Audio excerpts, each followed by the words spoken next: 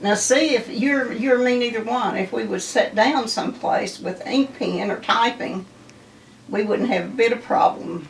Hello everyone, I'm here with my grandmother. This is for my Appalachian Studies class, and I'm just going to sit down and ask her a few questions. Alright, I'm going to start off with asking you, just tell me your name, how long have you lived in Appalachia, and other, little facts about yourself. My name's Brenda Gilliam. As she said, I am her grandmother. I was born and raised in Man, West Virginia. Born in 1951. Lived there until 66. Moved to Moorhead. Lived there 10, 11 years, approximately. And moved to Ashland and been here ever since. Alright, next question. What were your favorite meals growing up? Of the morning, my dad would get up and put on a big pot of pinto beans around 7 o'clock in the morning. He'd cook those till lunchtime. Mother would go in and fry a big skillet of fried potatoes with onions. So we would have pinto beans and our fried potatoes, and Mom would fix a big pound of cornbread. And we had garden stuff all the time, so we would have our ripe tomatoes and big white onions. Sounds good. Alright. How far have you gone outside of your hometown, and how did you like it, and how did it make you feel? The farthest stuff I've been in traveling is Monterey down in Mexico. How did I like it? Being a coal miner's daughter and going to Monterey, different. Thought I would starve to death, and we finally found Kentucky Fried Chicken down there. So, needless to say, no, I don't like Mexico, and I don't like traveling. I would rather be home in the mountains. Yeah, they say like the mountains are like hugging you, like they're sort of like a mother's comfort because they're so like you can barely see the sky. And they say whenever you go, like whenever I went to Washington D.C., it was all flat, and I felt so anxious because like I didn't have like that security blanket. Did you feel that way? I did, and even though I guess the people were nice enough, I speak no Spanish. And all I could do is nod and smile, and I didn't even know if that was right over there. So, no, I would have preferred being back home in the mountains. Alright, what were some traditions you had growing up? Okay, one of my favorite memories and traditions, on December the 12th usually, there was probably big snows on back in Man, West Virginia then, and we would go, Mom, Dad, and my little brother and myself would go up in the mountains, and Daddy would take his little saw, or his big saw, and cut our big Christmas tree.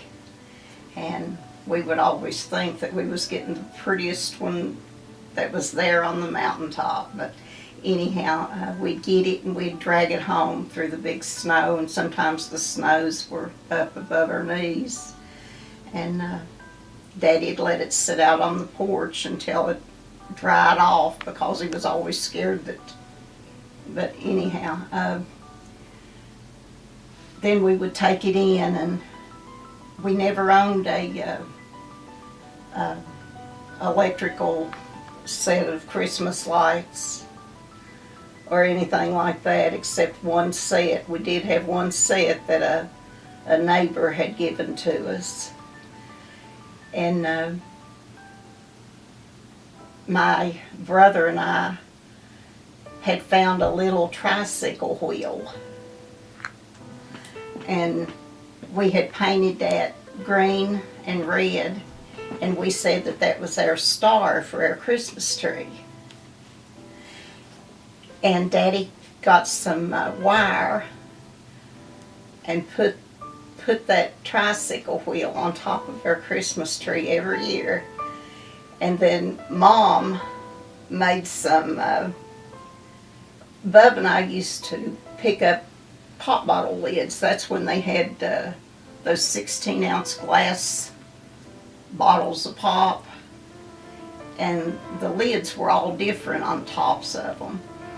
And we used to pick those up, and at last count we had 71. Oh, wow. So Daddy took a hammer and nail and punched a hole in each one of those little pop bottle tops. And Mom took green thread and put thread through them. And we would take those little pop bottle lids and tie them to the branches of our Christmas tree. And to us, that was beautiful. And we'd always drink popcorn and put popcorn on our tree. This was every year. And it was just something very, very special, and it was a tradition. And no matter how many pretty trees I've had through my life since then, I'll never forget those little Christmas trees from back home. Do you think the area has changed a lot since you were a child? And if so, how has it changed? It used to be back in, like I said, I was born in 51, and growing up back home used to be all you could see as far as you could look on either side of the roads. It was beautiful big trees. And several years back they started doing mountaintop removal, and they've taken a lot of our pretty trees, and I don't know the statistics behind it or anything like that, but you know, those trees were like a little part of our life, and you kind of miss them when they're not there and they're not coming out every year and blooming and growing big and tall. There's something strong that does give you a sense of, as you know, you were saying a while ago, that gives you a sense of security, having those big trees and being so familiar. But yeah, it's changed in that way, and then of course with jobs and everything coming up, it's a lot different. It used to be all mining. It was my dad was a coal miner for 32 years, and that's about all men knew was mining back then. And you know, even though we were really, really poor, we didn't know we were poor because everybody was just like us. And but yeah, it's changed a lot, and I've always said I wouldn't trade the memories of home for nothing, but I wouldn't want to go back. What do you think were some obstacles growing up in Appalachia? I don't really know if they were considered obstacles, but of course I didn't have the pretty clothes and things that some of the girls had. We usually all dressed alike, but some of the girls, I remember Marcia Chapman and Helen Blankenship, they were dressed so pretty. And sometimes I'd want to have pretty clothes like them, but I had 2 gingham dresses, and I thought they was so pretty. And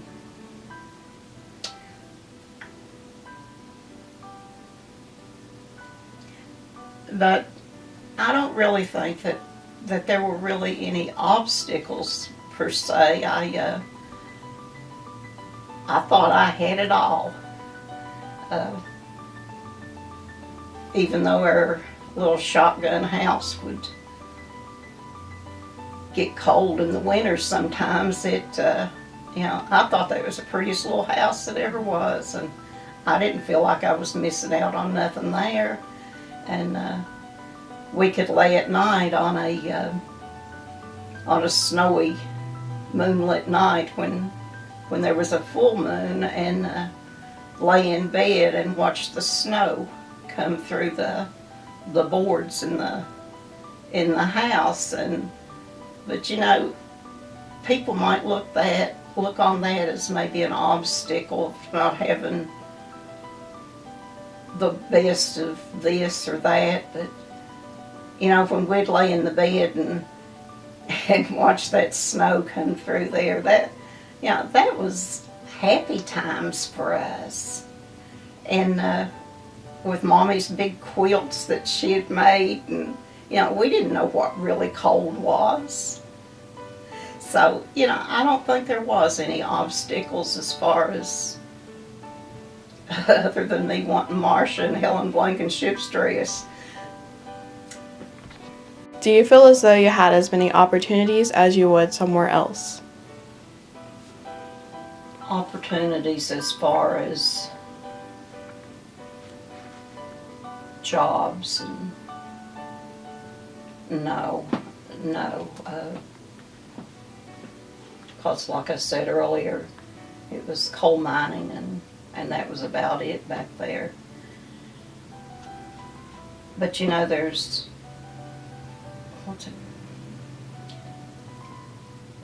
some things that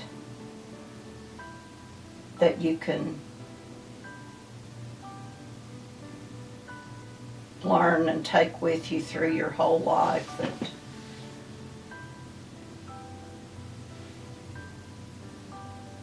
that maybe you're not as prone to have as many obstacles as you grow older from what you've learned growing up.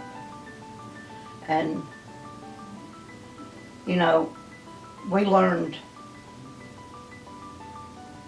what I consider today as things that really matter, like loving your mom and dad and respecting them, and saying yes ma'am and no ma'am. And you know, there wasn't anything like the love of mom and dad and my little brother. But I don't know if I'm even answering this question exactly right, but I would not trade my mountain memories for nothing. And you know, we were poor, but we had everything. We didn't have very much worldly things at all, but we had each other, and we had God, and that meant the most to us.